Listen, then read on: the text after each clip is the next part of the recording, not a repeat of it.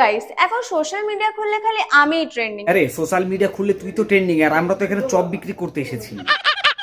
আমি already viral. যদি বিশ্বাস না হয় গুগলে সার্চ করে দেখে আসতে এই পারো। আইসে রে আমাকে গুগল বালি। आय हाय नजर ना लगे तुझे भोसड़ी वाली। তো জয়গুরু বন্ধুরা, সব ভালো তো? খোঁজ খবর নিলাম। হে গাইজ, আজকে অনেকদিন পর আমি একটা আরো নতুন একটা ভিডিও নিয়ে তোমাদের সামনে চলে এসেছি।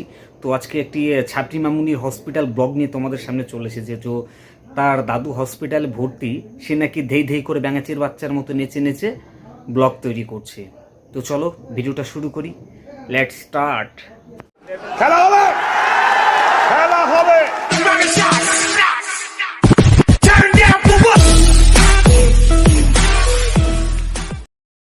দাদু হসপিটালে মৃত্যুর সাথে লড়াই করছে, তাই ভাবলাম একবার শেষবারের মতো দেখে আসি। যা যা তাড়াতাড়ি তো দাদুকে গিয়ে দেখায়, কারণ তুই তো দাদুর একমাত্র কুলাঙ্গার নাতনি। আসলে বেশ কিছুদিন ধরে দাদু অসুস্থ থাকায় দাদুকে হসপিটালে ভর্তি করতে হয়েছিল। আর আজকে হঠাৎ করে খবর এসেছে দাদুর অবস্থা নাকি খুবই খারাপ। আরে বেশি মেকআপ করে যাস না, নাহলে তোর দাদু তোকে দেখে আর চিনতে পারবে না, তোকে দেখে ভয় এমনিতেই হার্ট অ্যাটাক করবে। আরে শালা তাল গাছের পেতনি। এর আগে কিন্তু দাদু অনেকবারই হসপিটালে ভর্তি হয়েছিল, কিন্তু তারপরেও সুস্থ হয়ে বাড়ি ফিরে এসেছে। আরে তুই যেভাবে সাজুগুজু করে তোর দাদুকে দেখতে যাচ্ছিস না, এবার মনে হয় তোর দাদু আর বাড়ি ফিরতে পারবে না রে সুস্থ হয়ে। प्यारी समझ गई। আরে তবু ভগবানের কাছে আমি একটা প্রার্থনা করি, এইবারের জন্য তোর দাদু সঠিকভাবে সুস্থভাবেই বাড়ি ফেরে। তাই প্রথম দিকে মনে হচ্ছিল যাব না, পরে মনে হলো যাই গিয়ে একবার দেখেই। আরে জানা দেখেই আয়, কিন্তু বলছি কি তোর এই আটা ময়দা মাখা মুখটা দেখে কি তোর দাদু তোকে চিনতে পারবে? আর যাচ্ছি শুধু একটাই কারণে, কারণ দাদুর সাথে কাটানো ছোটবেলার অনেক ঘটনা। ও আচ্ছা আচ্ছা, নাহলে তুই তো দাদুকে আর দেখতে যেতি না না। ওর মুখটাই কোন বেকা বাড়া। তবে একটা মজার বিষয় কি জানো তো, এই দাদুই কিন্তু ছোটবেলায় আমাকে বিয়ে করতে চাইতো। আর এই সুযোগেরই সদ্ব্যবহার করে আমি রোজ বিকেলে দাদুর কাছ থেকে 1 টাকা নিয়ে পেপসি খেতে ও যাই। তার মানে তুই 1 টাকার একটা পেপসিতেই খুশি। प्यारी समझ गई।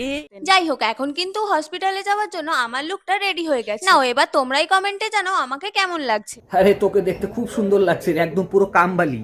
आय हाय नजर ना लगे तुझे भोसड़ी वाली। কিছু অশিক্ষিত ছোটলোক মেন্টালিটির মানুষরা কমেন্ট করছে যে আমি নাকি বিয়ে বাড়ি আরে যাচ্ছি। তোমরা ভুল কেন ভাবছো, ও বিয়ে বাড়িতে যাচ্ছে না, ও যাচ্ছে ওর দাদুকে শেষ দেখা দেখার জন্য। দাদু হসপিটালে ভর্তির সঙ্গে আমার মেকআপের কি সম্পর্ক, আমি তো সেটাই বুঝতে আরে পারছি। বুঝবি কি করে, শিক্ষার জ্ঞানের আলো তো তোর মধ্যে পৌঁছায়নি, শালা অশিক্ষিত উদ্গান্ডু মার্কা মেয়ে ছেলে কোথাকার। মুখে পা ভর দেবো। তাছাড়া এমন কোন মেয়ে আছে যে মেকআপ ছাড়া কোথাও এই যায়? তুই মেকআপ করে আর কি করবি, সেই তো গন্ডার পাছার মতো তোর চেহারা।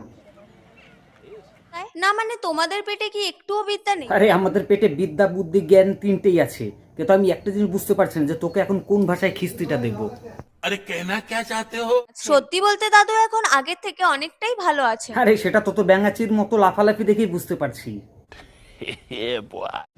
হঠাৎ করে দাদুর হার্টের অপারেশনের কথা শুনে পুরো ফ্যামিলির মাথায় যেন আকাশ ভেঙে।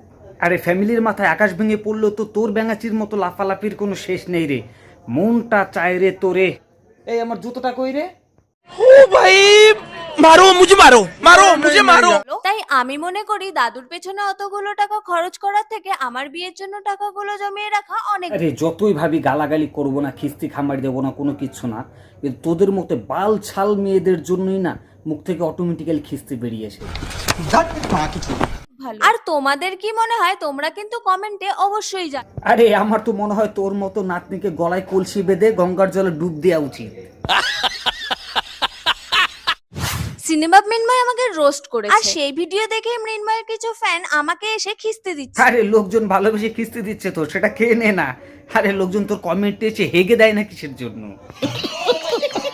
তোমরাই বলো এগুলো কি ঠিক? এমনিতেই তো জানো দাদু হসপিটালে মৃত্যুর সাথে লড়াই করছে, আর সেই টেনশনে না পারছি খেতে আর না পারছি ঘুমাতে। হ্যাঁ, কিন্তু দেই দেই করে ব্যাঙাচির মতো নেচে নেচে মেকআপ করছিস। ও হসপিটালে গিয়ে তো দাদু তুই কি তোকে জিজ্ঞেস করবে নাকি যে কোন ফাউন্ডেশন ইউজ করছিস? কিভাবে যে কষ্টের সাথে দিনগুলো কাটছে তোমাদেরকে আর কি বলবো। আরে কতটা কষ্টে তোর দিন গুনছিস সেটা তোকে আর মুখে বলতে হবে না, তোর নেচে নেচে মেকআপ করা দেখে আমরা বুঝতে পারছি তুই কতটা কষ্টে আছিস। আচ্ছা বলো তো এরা কি মানুষ? তুই যদি মানুষ হতিস না তাহলে মানুষকে ঠিকই চিনতে পারতিস, জন্তু জানোয়ার হলে কি কখনো মানুষ চেনা যায় নাকি রে? যাই হোক, আমাকে রোস্ট করে যদি সিনেমাতে দুবেলা দুমুঠো ভাত জোটে তাহলে তো আমার খুশি হবারই কথা। আরে তোর মতো গন্ডারে পাছার মতো মুখ দেখিয়ে রোস্ট করিয়ে তো সিনেমাপে কোটি কোটি টাকা এসেছে, তাই না? कौन है ये लोग? कहां से आते हैं ये? তবে জানো তো দাদুর হার্টের অপারেশন হওয়ার পর থেকেই দাদুর শরীরটা আরো অসুস্থ হয়ে যায়। আরে সেই খবর শুনে তো তোর নাচনটা আর অনেকটাই বেড়ে যায়। শুধু শুধু দাদুকে বাঁচাতে গিয়ে আমার বিয়ের টাকাগুলো এইভাবে খরচা করো না। আরে এই বিষয়টা নিয়ে আমি তোকে আর কোনো কিছু বলবো না রে, বুঝতে পারলি? আমার কমেন্ট সেকশন খোলা আছে। দাদু যেন প্রতিবারের মতো এইবারেও সুস্থ হয়ে বাড়ি ফিরে আসতে পারে। এই সুস্থ হয়ে বাড়ি ফিরে এসে কি করবে রে? বাড়িতে এসে যখন আবার সে গন্ডারের পাছার মতো তোর মুখটা দেখতে পাবে, আবার অটোমেটিক্যালি সে অসুস্থ হয়ে যাবে। समझ रहे हो समझ रहे हो आप समझ रहे हो আমার দাদু, আমি হসপিটালে যাচ্ছি, আমি কিভাবে যাব না যাব সেটা আমার পার্সোনাল ম্যাটার। আরে সেটা তো বুঝতে পারলাম যে তোর ওটা পার্সোনাল ম্যাটার, কিন্তু তুই সেটাকে নিয়ে সোশ্যাল মিডিয়াতে এসে হাগাহাগি করছিস কেন? হ্যালো গাইস, এখন সোশ্যাল মিডিয়া খুললে খালি আমিই ট্রেন্ড। আরে তোর বুঝতে কোথাও একটু ভুল আছে, তুই আর ট্রেন্ডিং এ নেই রে, তুই এখন আছিস এন্ডিং এ। দিল্লিতে কোনো শাসন নাই। বাট এই মালটা আরে এই মালটা করিস না, কিন্তু পরের বার কিন্তু তোর মুখের মেকআপ তোর পাছায় লাগিয়ে দেবে রে। না, সত্যি কথা বলতে আমি এনাকে চিনতাম। শোন রে, অনেক হয়েছে, এবার আর সোশ্যাল মিডিয়াতে এসে না এরকম আর ভাও খাস না রে। অতি বড় হয়েও না, ঝড়ে পড়ে যাবে, অতি ছোট হয়েও না, ছাগলে মুড়ে খাবে। আরে আরে সিনেমার ফ্যানরা এখনই চলে এসেছো আমাকে গালাগালি এ দিতে। দাঁড়াও, এত জলদিবাজি কিসের? সবকিছুটাই জমিয়ে রাখো, একবারে ছেঁচে দিও। প্রথম কৃমি হচ্ছে দাদুর দুঃস্বপ্নে আসা এক নাতনি। হ্যাঁ, এতদিন দাদুর দুঃস্বপ্নে এসেছিলাম, এবার এই ভিডিওটার পর তোমার দুঃস্বপ্নে আসবো। নিতে পারবে তো দাদা? আরে তোর ওই গন্ডারের পাছার মতো মুখ নিয়ে না কার দুঃস্বপ্নে যেতে চাস না, নাহলে পুরো ভয় স্বপ্নদেশ হয়ে যাবে রে। প্রথম কথা আমি পিচ্ছি নই। আরে তুই পিচ্ছি হতে যাবি কিসের জন্য? তুই তো দাদুর বিয়ে করা ঠাকুমা। আর হ্যাঁ, যারা বলছো আমার দাদুর বিয়ে, আমি আমার দাদুর বিয়েতে যাচ্ছি, তাদেরকেও একটা কথা বলে রাখি, আমার দাদু যদি ভগবানের কৃপায় সুস্থ হয়ে বাড়িতে ফিরে আসে তাহলে অবশ্যই আমি আমার দাদুর বিয়ে দেবো। আরে তোর দাদুকে অন্য করার সাথে নতুন করে বিয়ে দিবি না, তুই নিজে তোর দাদুর সাথে বিয়ে করবি, সেটা একান্ত তোর পার্সোনাল ম্যাটার। তুই সেটাও নিয়ে এরকম সোশ্যাল মিডিয়াতে এসে না হাগাহাগি করিস না। তোরে মাইরা আমি ঘুমামু ভাই, আমার ঘুম হয় না, তোরে মাইরা ঘুমামু, তুই একটু আয় ভাই। তো গাইজ, আমি আর এর ভিডিওর কোনো কথাবার্তাগুলো আমি নিতে পারছি না। যদি তোমাদের ভিডিওটা ভালো লেগে থাকে তবে লাইক কমেন্ট শেয়ার অবশ্যই করে দিও, আর সাবস্ক্রাইব প্লিজ দাও না গো, একটা সাবস্ক্রাইব করে দাও। আর তোমাদের ভিডিওটি কি মতামত রইল তো নিচের কমেন্ট বক্স খোলা রয়েছে, তো সকলে কমেন্ট করে জানিয়ে দিও। তো দেখা হবে পরের ভিডিওতে, সবাই সুস্থ থেকো, ভালো থেকো, লাভ ইউ গাইজ, টাটা।